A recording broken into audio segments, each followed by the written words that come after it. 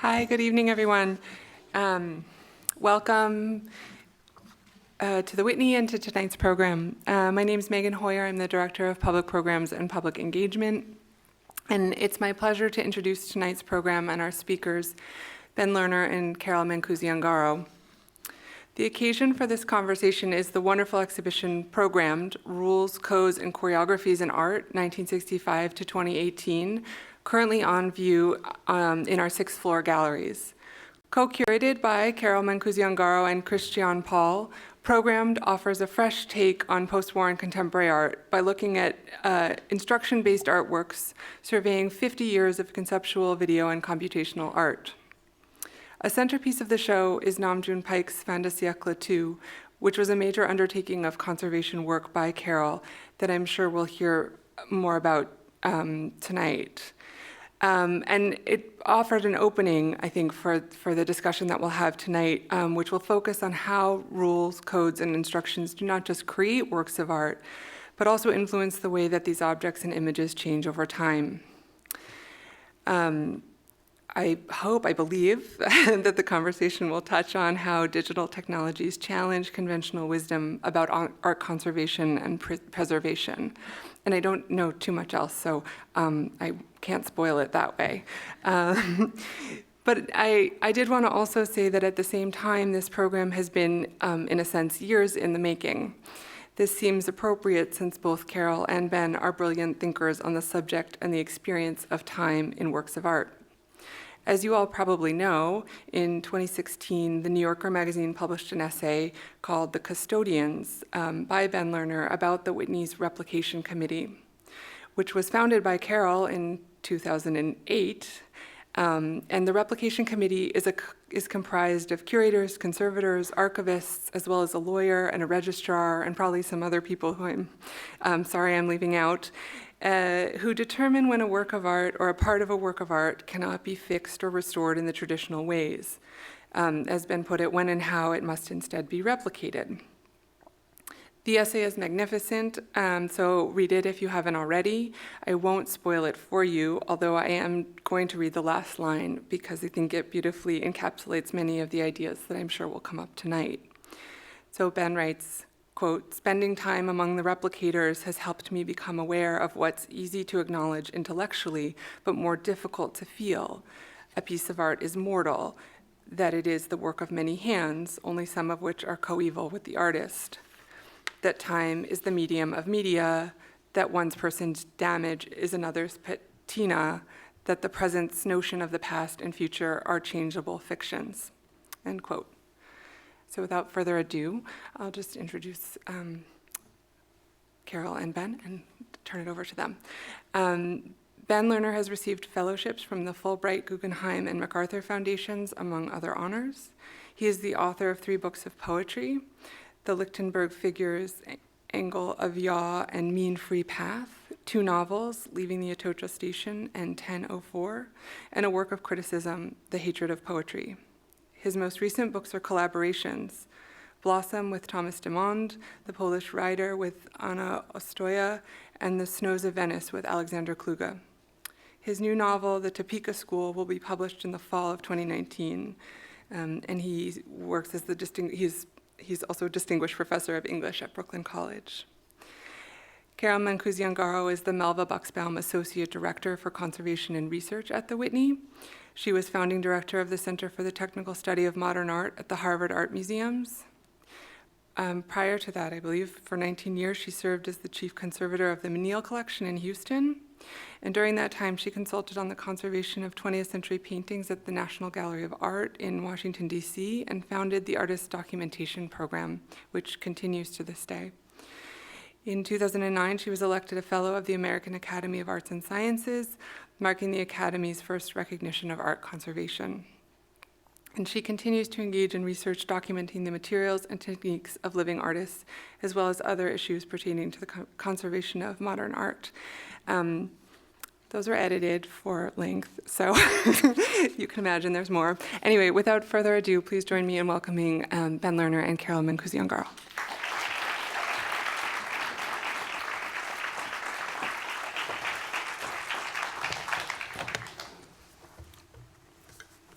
Thank you. Hi. There's an algorithm in one of the pieces that we're going to describe or talk about a little bit called the drunken walk. And I thought that would be a good metaphor for about what's going to happen. It's going to be like a drunken walk. I'm entirely sober, but it's going to be like a drunken walk through the exhibition, kind of touching on various points of interest, but there's no pretension to comprehensiveness. But I thought I would start by saying one of the things that this amazing exhibition made me think about that's kind of related to the concept of randomness that comes from a literary context, right? Which is like if you're a poet and you teach poetry, one of the first things you learn, and it's a lesson you have to kind of keep learning, is that restraint is generative, right? That like if you have a kind of program, like a rhyme scheme, which you can think of as a rudimentary program, what's useful about it is that it forces you to make choices you wouldn't otherwise make, right? So like Auden talks about rhyme and prosody freeing a poet from the fetters of self because your default habit would be to choose one word, but the word doesn't rhyme, so you're forced to make another selection to have a more drunken or random relation to your lexicon, and then that's freeing from the habits of self. And one of the interesting things about this exhibition is the kind of unstable dialectic between the spontaneity and repetition. Like some of the things we think of as associated with individual romantic expressivity, like the ability to be spontaneous, are actually things that computers do better than we do, like generating random numbers, right? Like we can't do it. If we were to try to generate a random number, we would start forming patterns we wouldn't be aware of, right? And that's why we have computers that in order to actually enable an experience of the random. And as random as this sounds, it's going to actually bear on our conversation in various ways. But Carol and I thought that a starting point would be to look at the Albers and the John Simon piece in relation to each other and to think about how while Albers tried to be incredibly flat and scientific and methodical in composition, in a way it's the Simon piece that can generate random color combinations that actually has more unpredictability and in a sense more artistic freedom even in that way. So we were going to kind of, also I love how those Albers look like old cassette tapes, which can stand for the strange way media is going to age and return. So that's an attempt at an introduction, and I want to talk first about the piece, the sculpture that has the drunken walk, right? Oh, is that okay. our next step? Like, yeah. let's jump right into that. So this is this Cheney Thompson piece, which is gorgeous, and it what are they? They're like 1 inch. 1 inch cubes. And the volume's 10 liters. And the volume unfolds according to this algorithm, which is called the drunken walk, right? Correct. And then you guys broke it. Well, right? As so predicted. tell us about predicted, that. Yeah. Right, because there's a tension between the program and the material. The program will generate forms that the materials can't sustain. Correct. Right? Yeah. Right. So it's an algorithm of unpredictability, and it's written, and then a model is made from it, and it's put into a model maker, and then you end up with a negative form to pour the concrete and the fiberglass. And the artist has not designed this. It's not balanced. It's not intended to be balanced. It's not designed for beauty. It's just a result of the algorithm. Its title is Broken Volume 10 Liters because, as I said, it's 10 liters of material that's used to create this piece. So the piece is owned by a collector, Thea and Ethan Westwijk-Ragner. This is the piece in their apartment when we first went to see it. It's a promised gift to the Whitney, and by the way, the exhibition is a collection show. There's only one piece in it that's not owned by the Whitney. So we were restricted in terms of pieces that we could show. Okay, so we went and saw this amazing piece based on this stand that Cheney designed.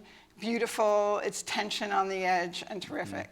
And the donors were great and said yes, we could borrow it. So a very fancy crate was made. We brought it back, we put it in the crate, brought it back to the Whitney, and when we opened it, it was broken.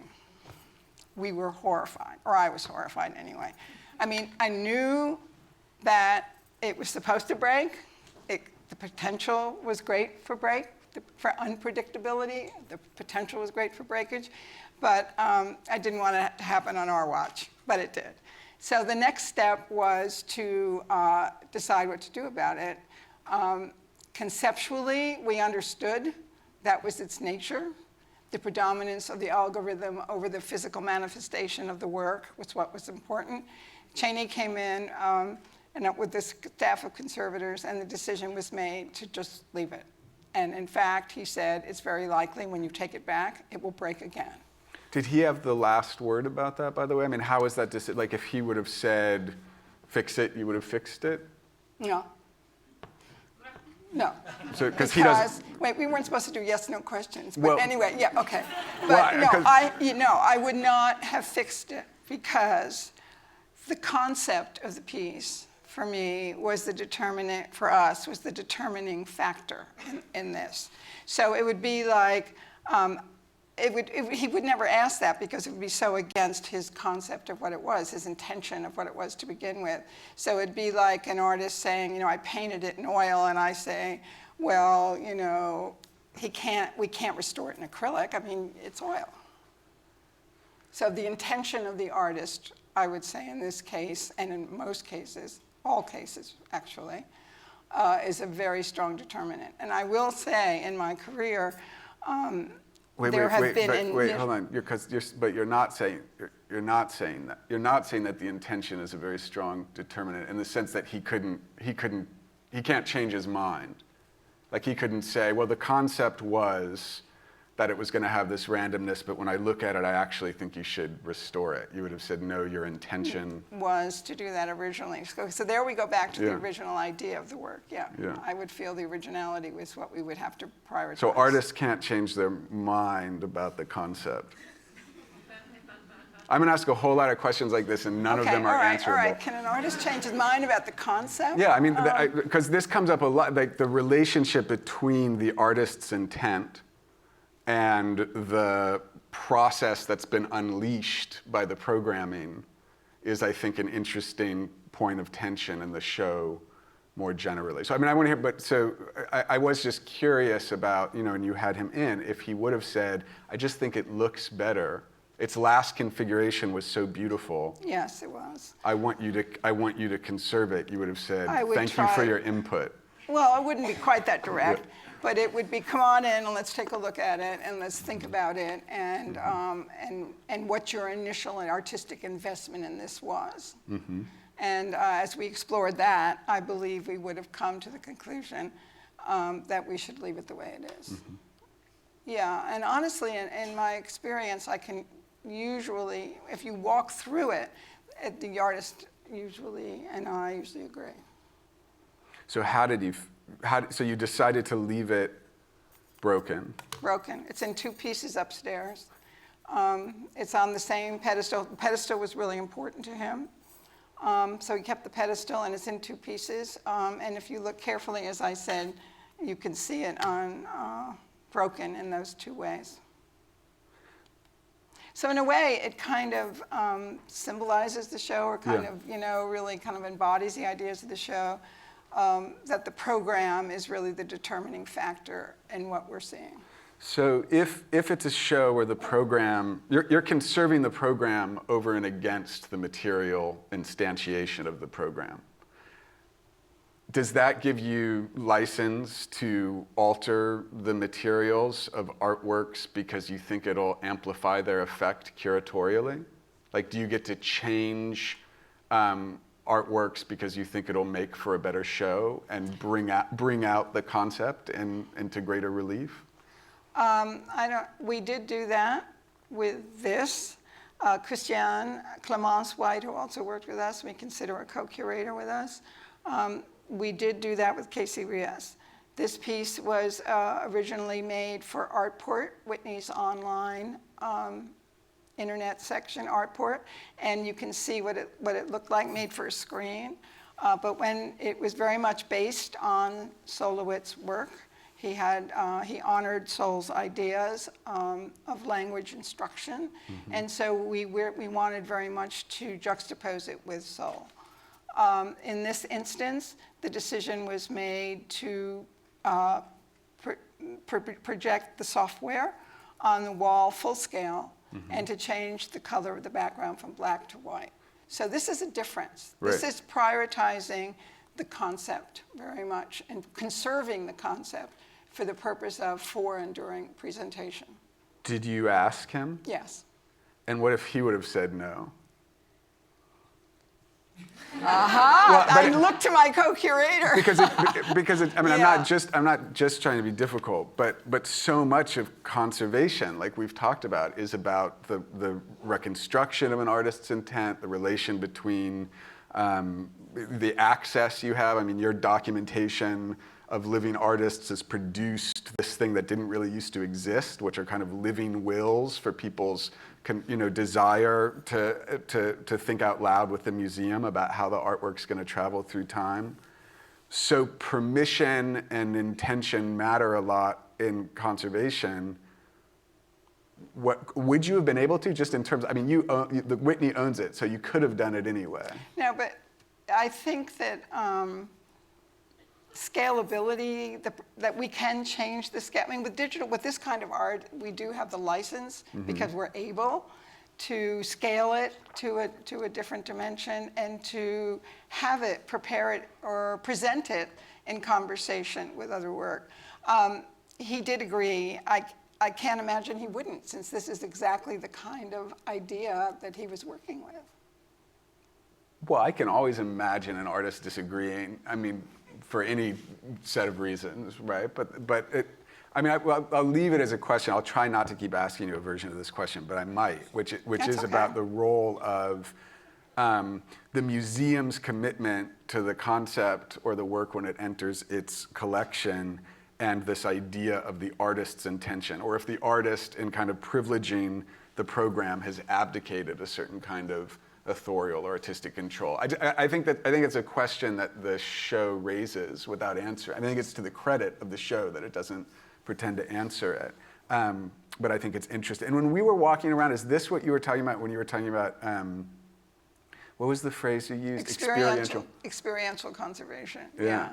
The idea being that we were conserving the experience, the intended experience of the work over the a particular physical manifestation.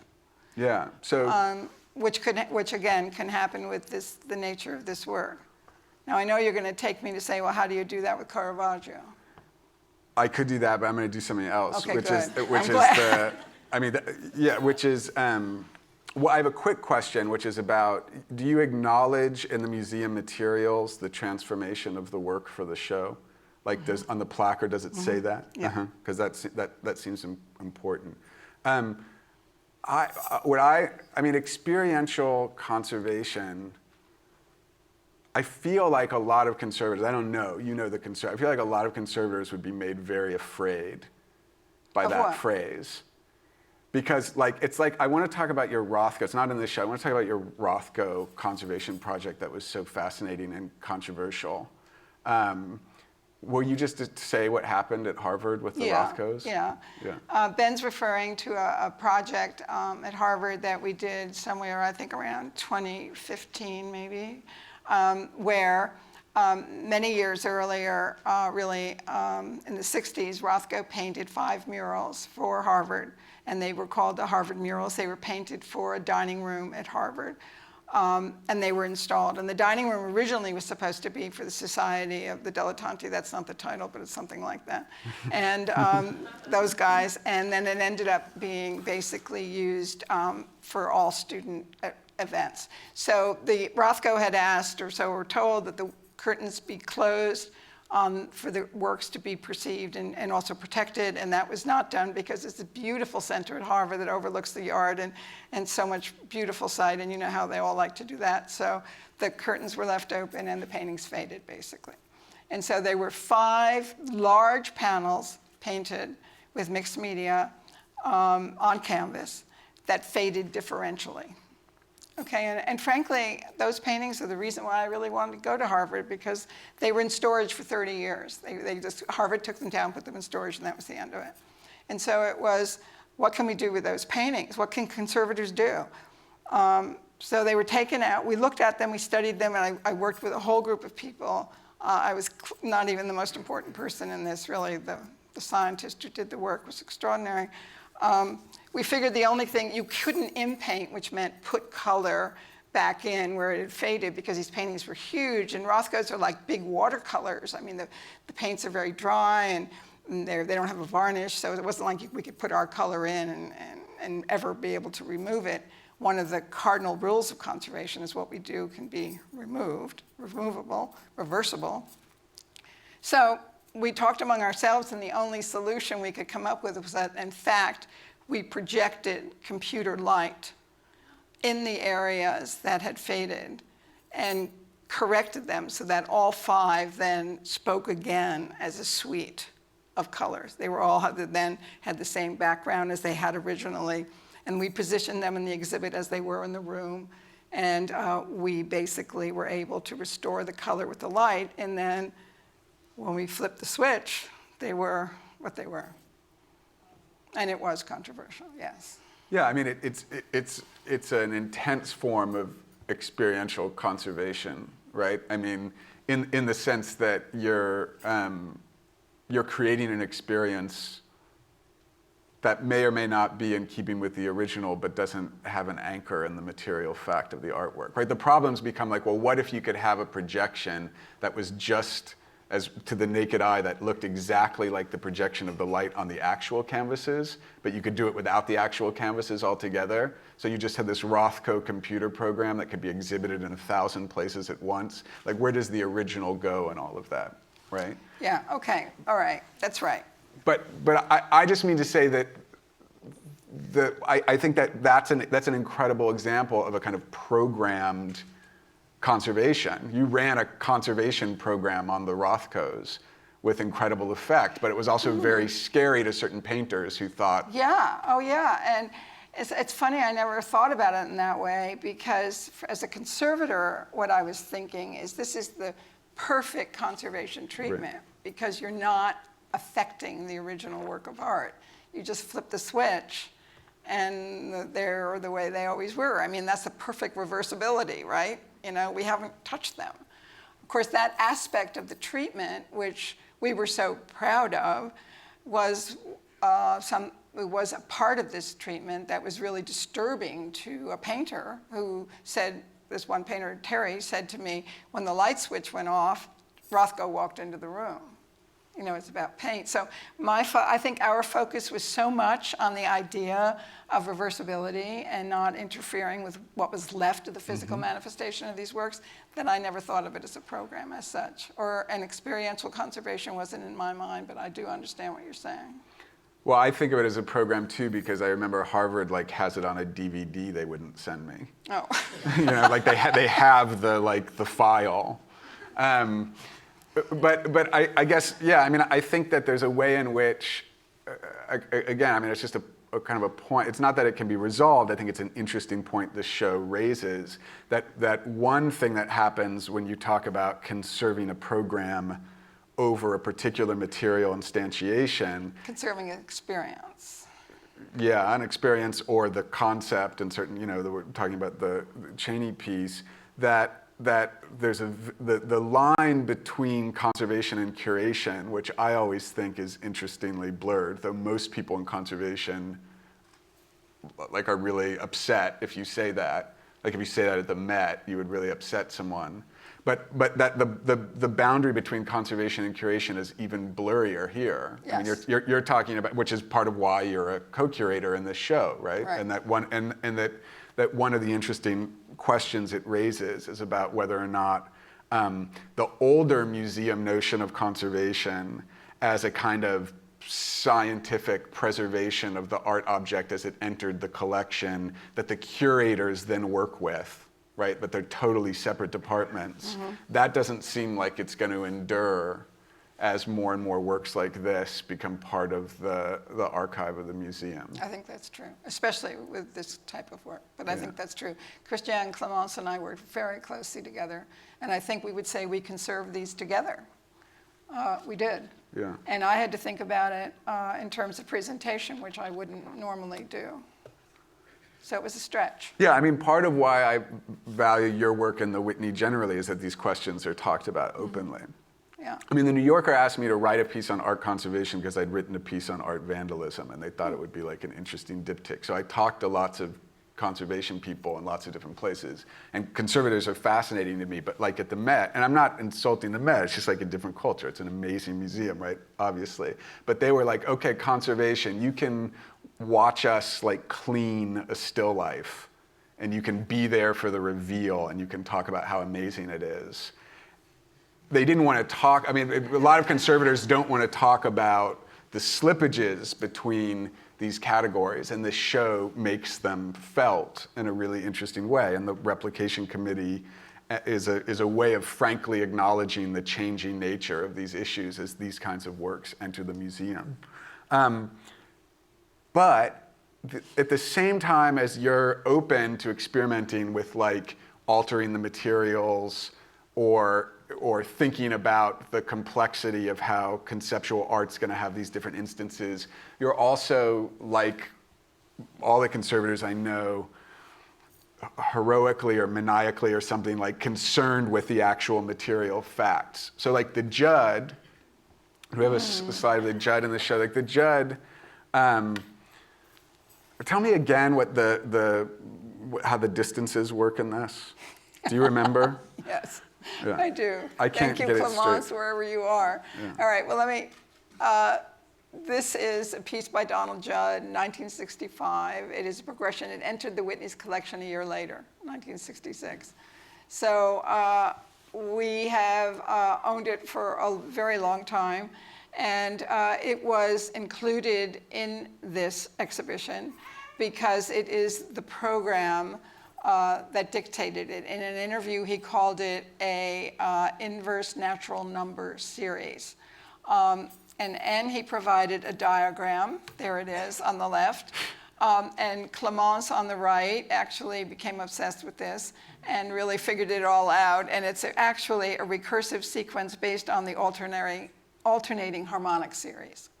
So Judd didn't know that, but he didn't care. As he said, what he wanted he wanted people to walk up to it and know there was a scheme. And that was his word. That was the important thing. There's a great Baudelaire in literature used to talk about the secret architecture of a poem. You didn't necessarily have to know what the rule was, but you would have the sense that there was a rule. And that's what he said. You know, my art is a given. You know, that's what I do. And so that's why it was included in this exhibition. Judd is always shown in minimalist shows with other of his own work or other minimalist paintings and sculpture, but in this show, it was chosen for a completely different reason. Okay, but then you guys did this work on the purples, on the paint. We did. So what happened with the paint? Well, the piece, as I said, came in '65, and in those days, the Whitney was committed to sending our art around America, you know, getting new art out to all whoever wanted to see it. And so we had these long tours, like 11 venues, 11 museums that would go to around and then come back, and then we'd send it out again. We don't do any of that. None of us do any of that anymore, kind of, but we used to do it. And so in the course of all those travel and all those stops and that travel, the boxes were scratched. And so the take-home message tonight is that the Whitney breaks art. That's if you're tweeting about this, that's the only thing you need to tweet. Sorry, go ahead. Yeah, okay, well, what are you going to do? Anyway, so the boxes were scratched, and so the museum decided to have them repainted, and they were repainted.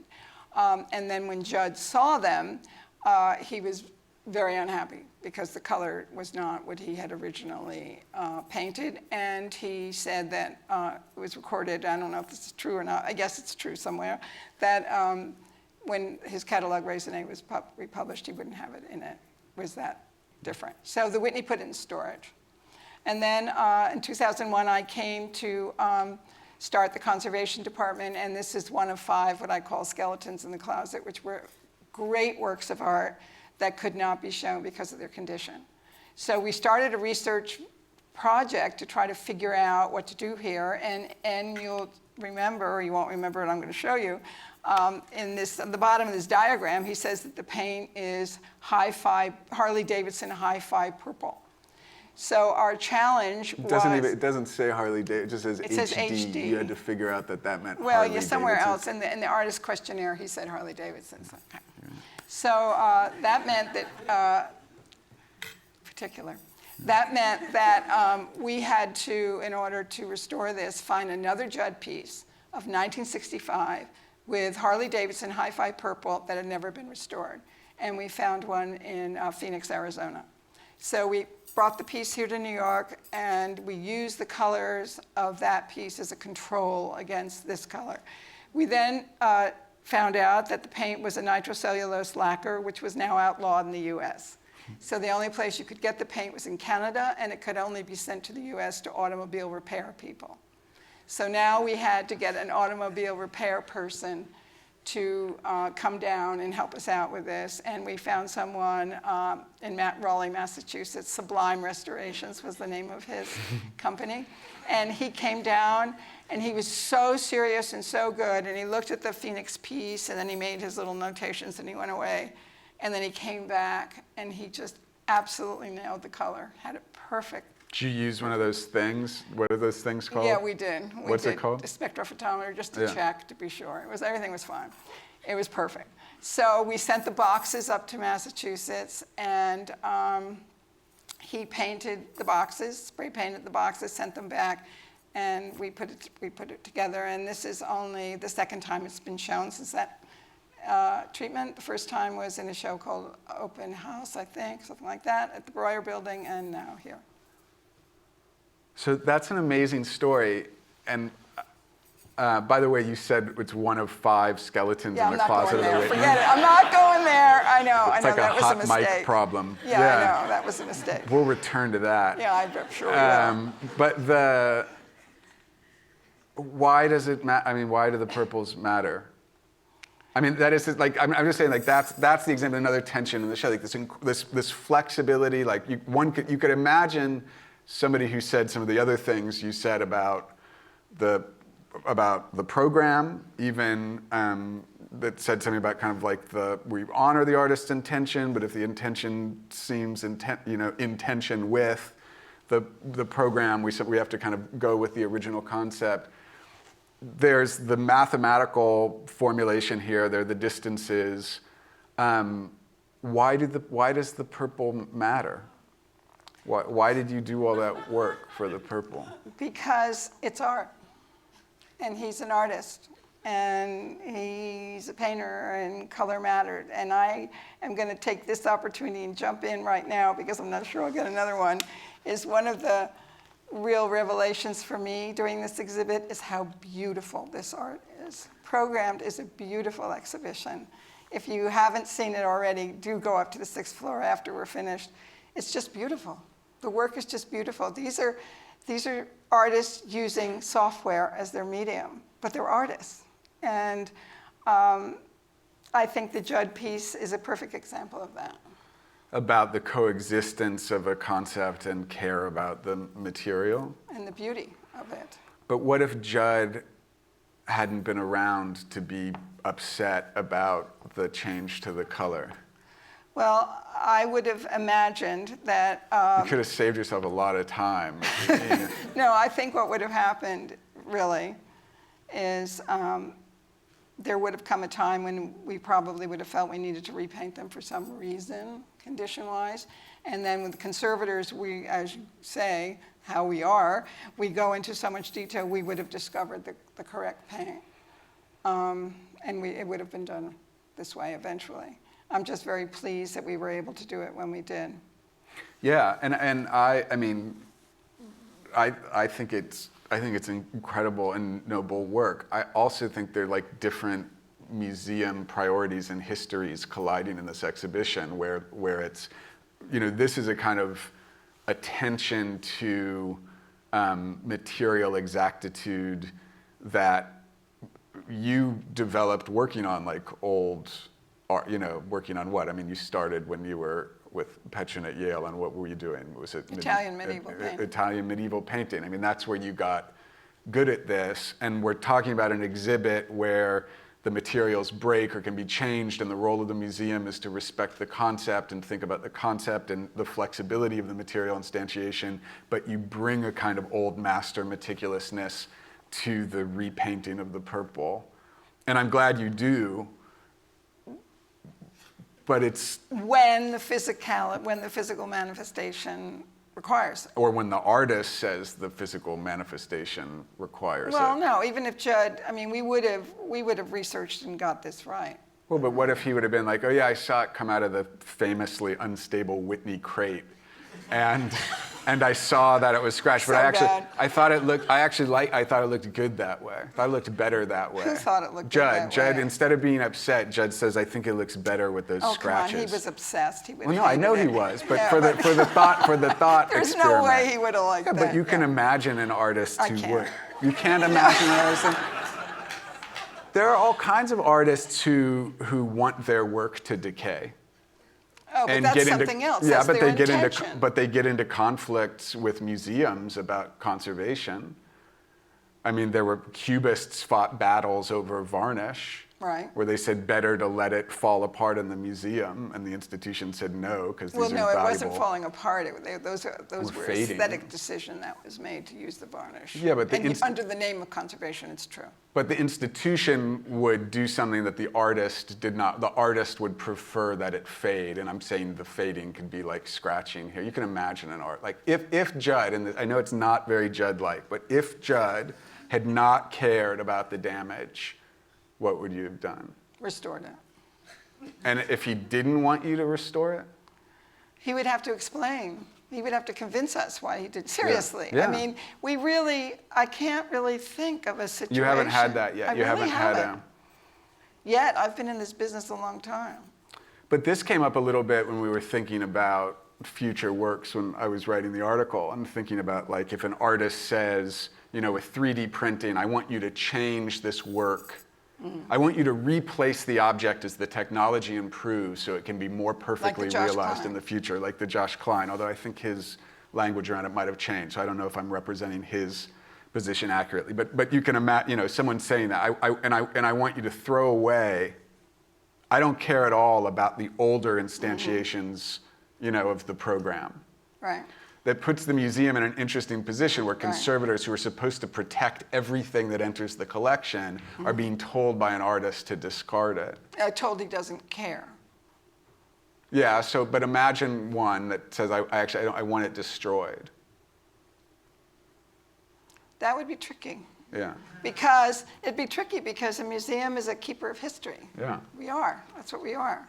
So that would run up against our idea of documenting how it looked originally. Now, we may choose to document it in photographs or something else, and not keep the original physical, and maybe we won't, just out of sheer practicality, because that's the way he does feel. He wants to have the prints remade. Now, when you exhibit this, did the museum materials say anything about the process of repainting? No. No. We don't. And why not? Because it's a restoration. Yeah, well, I mean, the line between restoration and replication is something you've thought a lot about. But I think it's another interesting question. Why? Why do you want to know that? No, I'm serious. Yeah, I mean, one for a couple of reasons. One, because it's a fascinating story, and showing all the different kinds of knowledge and process involved in the history of the work seems like a really interesting aspect of provenance, right? And that those material histories interact with your conceptual sense of the piece. Like it emphasizes the degree to which you think and Judd thought that the specificity of the color really mattered. Not the hand of the painter or whatever, but the match of the color. But also because back from the Judd, a museum does depend to a certain degree on the aura of the original. Like it has a contract with museum goers that the painting you see from whatever century or whatever time period is to a certain degree a time capsule. Like you want to know how it's traveled through time, or you want to know if it's basically been untouched. I just think the way that curators or museum templates, like listing the particulars of a work, are going to change in relation to this set of questions that we're discussing is kind of interesting. I think that's actually true. I think we are heading in that direction. Is somebody actually on the replication committee? I never really know who writes the things. What thing? Like the wall- placard layout, like yeah, the wall text. Yeah, those are different people. Is anybody on the replication committee one of those people? Yeah, Really? now, since you've been there. Oh. Good. Yeah. That's cool. Yeah.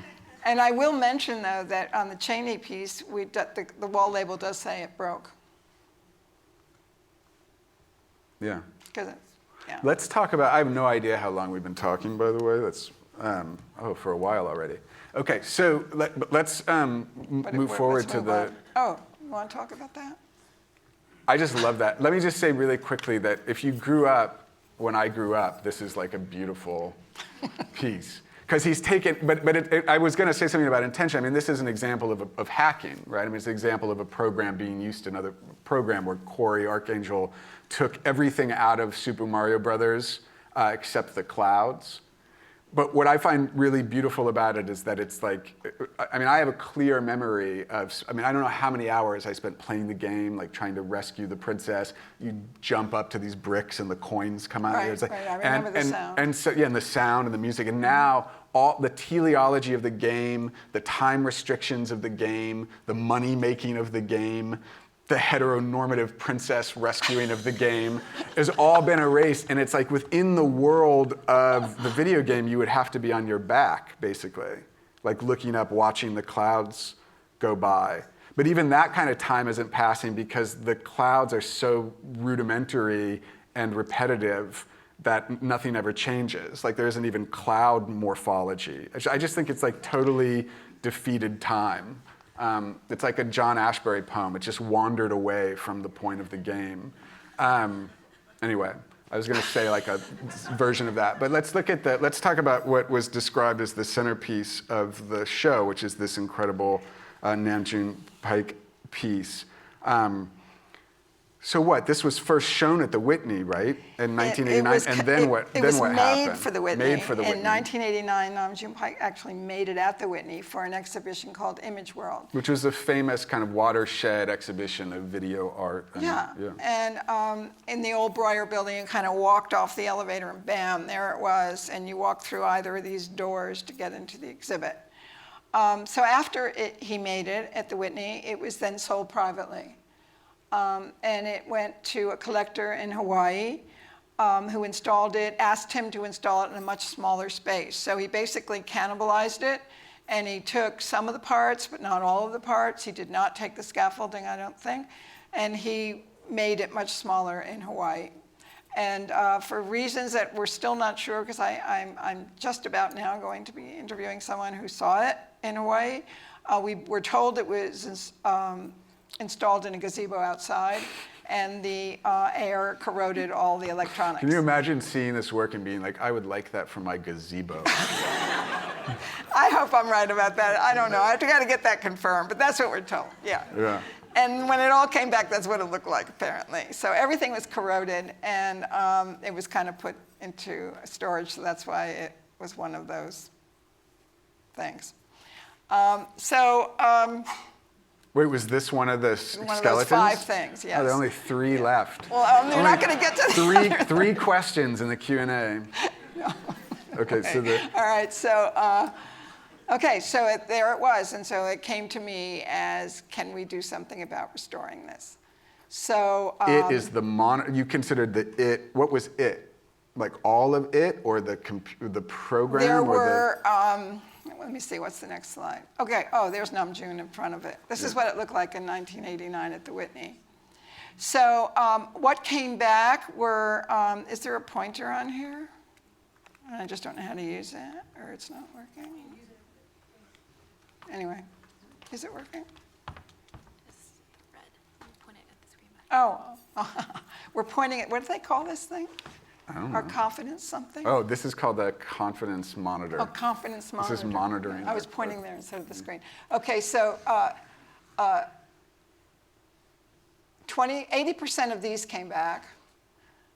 These are original, the 27 inches, and that's it.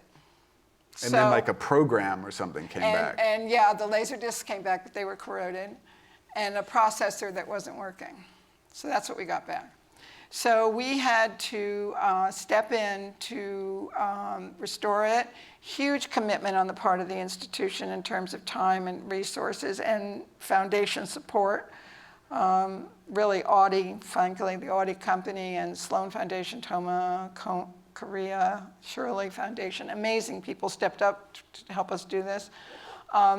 And so we had to get more CRTs, 20% more of these 20-inch. And this is a man called C.T. Louis, who's here in New York, who gets these things. And then he is here calibrating the color so that these new TVs are going to work with a standard that was left over. And we were really surprised that some of the ones that came back were, or that we had were still in good condition.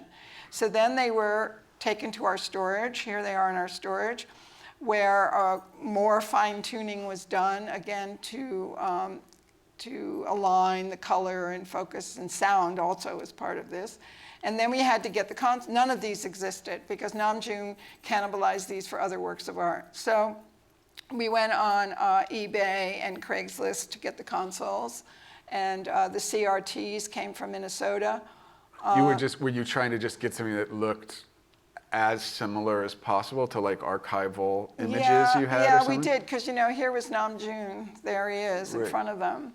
So yeah, we wanted, not exactly, but we wanted to get them. But one of the interesting questions was, and I'm sure it's going to come from you now, so I'll just jump in first, is what would have we done if we couldn't have gotten them? And so, yeah, I like to interview myself. So we debated that because we weren't sure we'd be able to, and we decided, of course we could have a carpenter make them, and we decided no, that would have been really counter to how Namjoon would have worked. He was always grabbing what was available, and so we would have gone flat screen, probably. But so in a way, you were, as a conservator, even in the way you were gathering materials, you were trying to match it to your sense of his conceptual practice. Correct. Or whatever, yeah. So here's what we ended up with. We ended up with, okay, here's this pointer now again. These originals, and then we were able to get more CRTs. We got replacement CRTs for here. We bought new consoles, but the 5 and 10-inch TVs were no longer made in CRTs. So we had to go flat screen. And they came from Taiwan.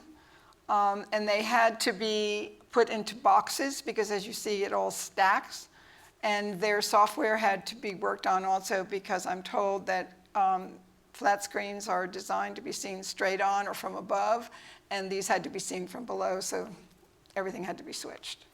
They're upside down. They're upside down? I think so, yes. Yeah. I don't know if Reinhardt is here, but maybe it's technical questions go in.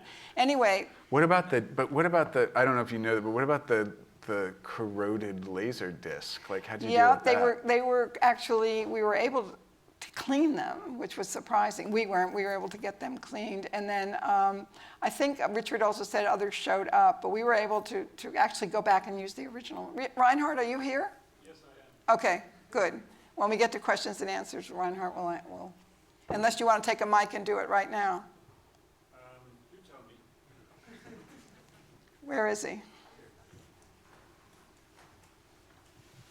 Yeah, this is working. Yeah. So it was the question about the 10-inch flat screens, right? Yeah, how did that work? You put them upside down. Tell me again. I didn't understand that part.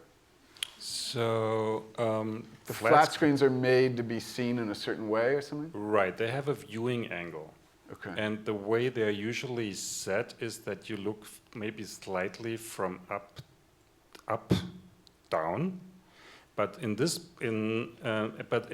you turn that, the viewing angle doesn't, at least with these ones, commercial grade. These are commercial grade closed circuit TVs, and so they are used for surveillance, for example, and and they have a very specific viewing angle. And in this case, if we would have installed them that high up in a normal angle, the image would have looked very strange. It was wrong colors, it would have looked very faded, and obviously it wouldn't have matched anything. But when you turn them around, we get back into our original viewing angle, but when you turn it around, the image is turned around. So Right. that would also be not good. So what the manufacturer, the fabricator in Korea did for us, he built these cabinets, actually turned the screen upside down and reversed the code in a way that the image looks right again, normal. So that the screen actually is flipped, and the code inside the software in each screen is programmed in a way that it's flipped again 180 degrees. Does it make sense? Yeah. I mean, it's crazy, but it makes sense. There are a couple of fascinating things, and we should open it up to conversation, and people probably have more questions for you about this piece and others. But I'm struck by, it almost sounds like one of the challenges you guys are facing is how to make new, much more advanced technologies old. I'm just interested in this idea of like having to almost kind of artificially age the advanced technology in order to recapture the spirit of the work. Like, as opposed to, we normally think about conservation as just like new technologies, like you have to actually kind of like, it's like Back to the Future or something. Well, I think what we were trying to preserve was the unity of it. Yeah. And so in order to do that, we needed to use new technology, but we had to modify it in a way that it worked. Right. There's something about technology like this that is always celebrated for its novelty also ages very quickly. Right. And it's interesting to think about the future conservation program of trying to get back to transitional moments in a technology, like all the intelligence it requires of conservators to try to like replicate, a Betamax or something, that passed away so quickly. But it's also fascinating to hear what complicated global networks had to be activated in order to work on this piece from 1989,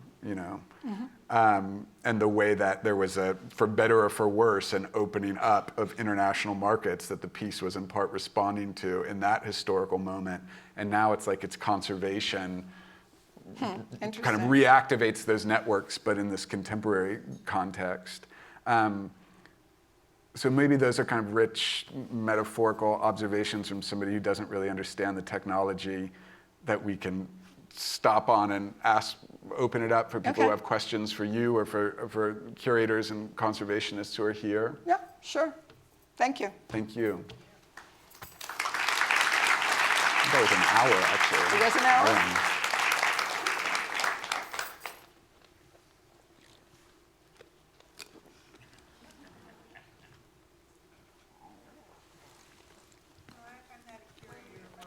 Oh, could you get a microphone, please?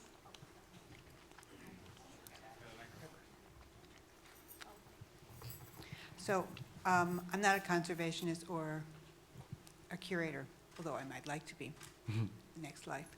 But do sometimes, just like with the Judd piece, he would tell you what things he made it out of. And sometimes they could present, like give you where he bought it. And the artists could do that, like with photographers, they would like give you the print so you could keep on reprinting them, that it's not the object, and you wouldn't have to spend so much time hunting things down. And like with his piece, you could just collect as many TVs from their screens or whatever you do from that period, so you would have them to use them as time went on instead of having to recreate. Since these things go out of, disappear so quickly. Like collect spare parts when you acquire the. That's right. What about that? It's like that's what they're doing in medicine more and more. They are. Yes, we do that in a certain, like, buy one print and get another. I mean, we do that. There are examples of it in the exhibition, and it's noted. In this case, it really was very much a question of we will keep all of this, but and we do have spares for everything. That's the other thing you should know is, and when you're doing a piece like this, one of these TVs could go out at any time. And so we have spares of everything. So there's a real commitment to physical space of storing all of this stuff. But yeah, we stockpile as much as we can. We also collectively stockpile, like even if we have something that another institution might need or that another conservator is looking for, we do a lot of sharing. I think we do with physical, but we certainly do with technology and what we know, where you can get sources.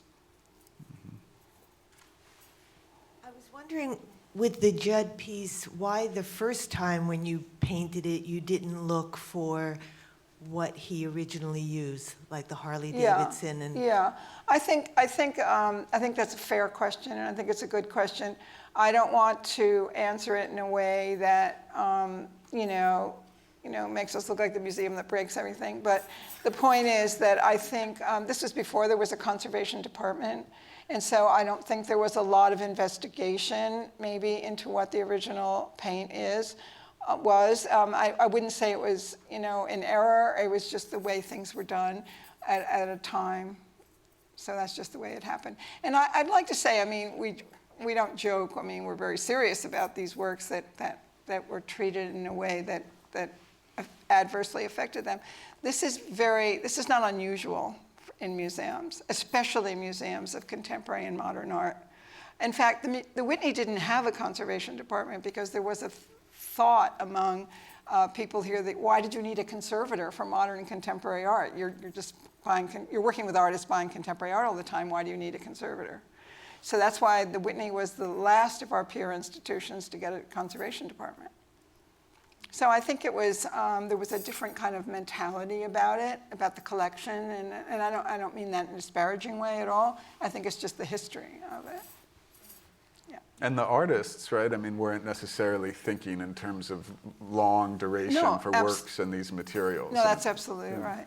I mean, and also I think an answer maybe to one of your questions, we do a lot of interviewing with artists now. Around 30 years ago, I started a program where I interview artists about materials and techniques, what they're using, how the work of art looks to you now, how did it look originally. We started with older artists, naturally, Johns, Twombly, so on, and tried to talk about how they were made and how they look. And so this program continues. The younger colleagues are now stepping in and taking it over. And these are all online, right? They're online. It's called the Artist Documentation Program, and you can get to it through the Whitney website, I think, to the Manil website. So we still do this. This is not really a question, but I'm really struck by how Carol's approach to conservation is sort of the opposite to what the 19th century and the early 20th century thinks of conservation. Because instead of being an artisanal approach, it's really a conceptual approach that guides everything and therefore determines the physical means of interfering with the work or restoring the work.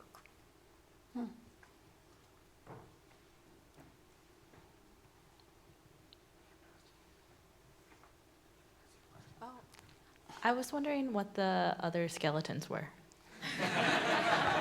Can you really not say? Mm-hmm. You can't say what they are? Uh-oh. No, yeah, I mean... Just one of the two remaining. Wait, how many are there? Okay, How many are there left? All right, I can There are tell you three what. left? What? The three that we haven't talked about, right? Right. Right. So tell us one, and we won't ask about the other two if you. Promise? Yeah, if you do one. I'm going to tell you about Michael Heiser. You've all seen that, though. I know that's not going to count. Michael Heiser's Munich Rotary. For those of you who may have seen this, I think it was about a year and a half, 2 years ago in an exhibit we did here.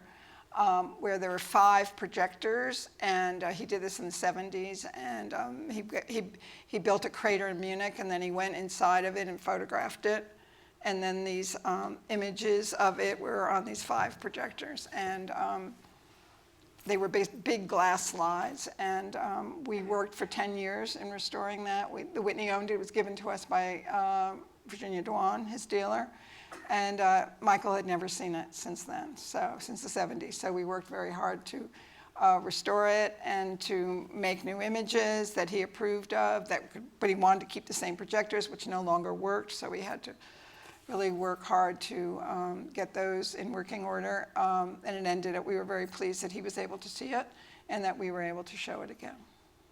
That was one of the 5. Okay. I mean, you're clearly withholding the more scandalous ones. We'll let that go. Yeah. Hi, I'm wondering if there is the conceptual approach to restoration is kind of an interesting idea. Is there some sort of international standard that now from this point, or 2019, that do many institutions look at restoration in that way? And I guess one of the things I thought was interesting, because I have a friend who's does auto restoration, and the whole Judd project reminded me that a lot of people that look at restoration of, let's say, important automobiles, they want to know if it's been restored. And when it's restored, if it goes up for auction, it's well documented, who did it, like all Yes. the documentation for it. That's right.